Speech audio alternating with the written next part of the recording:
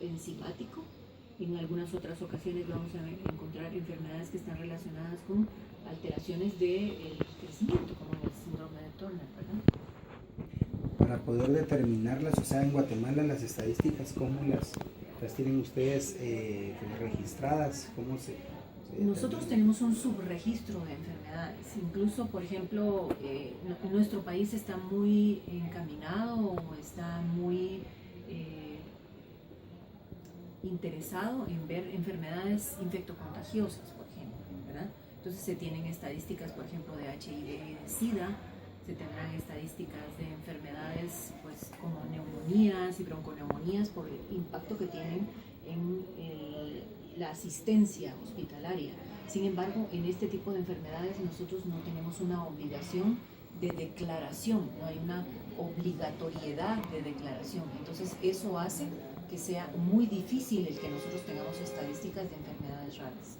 Nosotros no tenemos estadísticas de enfermedades raras, se han hecho algunas, se han empezado a hacer algunos intentos de empezar a hacer estadísticas en relación a esto, pero no tenemos una estadística general que nosotros pudiéramos decir, mire, tenemos fenilcetonuria, tantos casos, tenemos galactosemia, tantos casos, tenemos tantas niñas con síndrome de Turner, tantos niños con síndrome de Klinefelter, no tenemos esas estadísticas.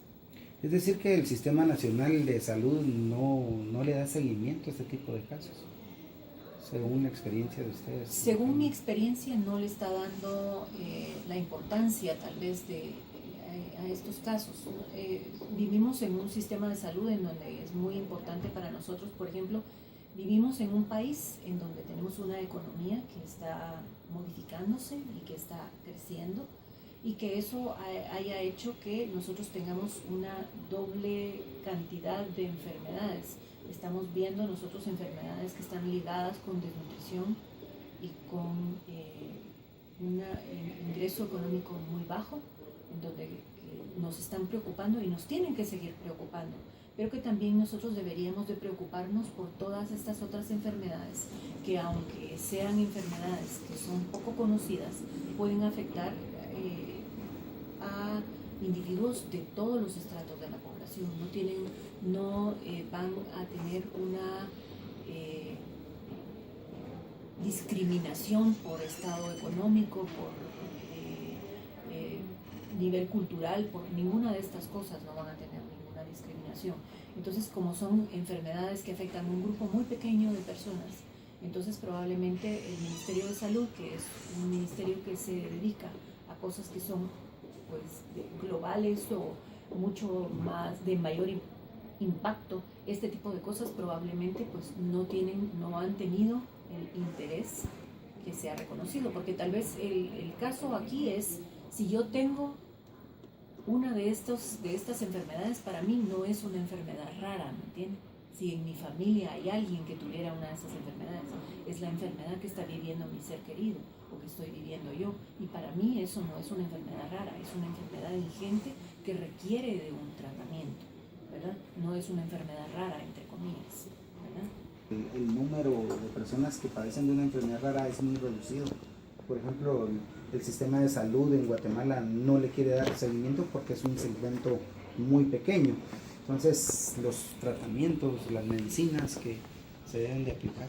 En algunas ocasiones, por ejemplo, nosotros necesitamos tratamientos que son relativamente caros, son sumamente costosos, ¿verdad? Hay para algunas enfermedades raras que existe, por ejemplo, algunas iniciativas de algunas entidades o algunas empresas farmacéuticas que están apoyando con el tratamiento de estas enfermedades. La Seguridad Social también tengo entendido que sí son pacientes que tienen una enfermedad que es considerada como genética o congénita, también les dan el apoyo. Sin embargo, el resto de la población que no tiene acceso a la seguridad social o que no está enterado siquiera si existe pues algún tipo de apoyo en ese sentido para el manejo de la enfermedad que tiene su ser querido, en algunas ocasiones no tienen acceso a ese tipo de tratamiento, tienen que ver de qué forma ellos mismos se las ingenian para conseguir el tratamiento que su ser querido necesita, ¿verdad? Entonces esa esa es la situación, que en la mayor parte de los casos la familia es la que tiene que encarar inventárselas o ingeniárselas para poder tener acceso a esos tratamientos. Y mi pregunta precisamente está enfocada en eso. ¿Qué se le dice al padre de familia, a la madre de familia que tiene un hijo con sospechas de que tenga una enfermedad así? ¿Cómo se puede hacer para que se pueda determinar o detectar que sí está padeciendo de algo extraño? Mire, hay diferentes protocolos que nosotros seguimos para diferentes enfermedades. Como le decía yo, es una gama bien importante de patologías la que podemos incluir en este segmento de enfermedades raras o enfermedades huérfanas. Entonces, dependiendo de los síntomas que el paciente tenga, la sintomatología que la familia le cuenta a uno, de los signos clínicos que uno encuentra cuando uno está examinando al paciente, uno tiene que ir orientando de tal forma que uno pueda llegar a conocer cuál es realmente el diagnóstico final del paciente. En algunas ocasiones, gracias a que tenemos pues, contactos con algunas entidades fuera del país, podemos conseguir incluso en algunas ocasiones patrocinios o patrocinios totales o patrocinios parciales para hacer estudios genéticos o hacer estudios enzimáticos fuera del país que no se pueden hacer en este momento, ¿verdad? En Guatemala. Entonces, uno tiene que ir buscando, según el protocolo por la patología que uno está viendo, cuáles son los exámenes que más le ayudarían a uno a entender este tipo de patologías, ¿verdad? En su experiencia, ¿qué tendría que hacer la sociedad guatemalteca o en todo caso pues el sistema de salud como para poderle dar un poco más de asistencia a este tipo de casos? Tomando en cuenta de que no se hace, pues porque el segmento es demasiado pequeño, ¿verdad? Yo creo que una de las cosas que nosotros deberíamos de empezar a tomar en cuenta es que nosotros deberíamos de hacer medicina preventiva. Es decir, si nosotros empezáramos ya a, por ejemplo, hacer estudios de tamizaje de algunas enfermedades que se pueden hacer pues, a través de una muestra de sangre del talón o sangre del cordón de los recién nacidos, podríamos nosotros de alguna forma empezar ya a remontarnos a la medicina del siglo XXI y no tener que esperar a que el niño empezara a tener manifestaciones de esta enfermedad para poder abordarlo y dejarles la responsabilidad del manejo y el tratamiento a los padres.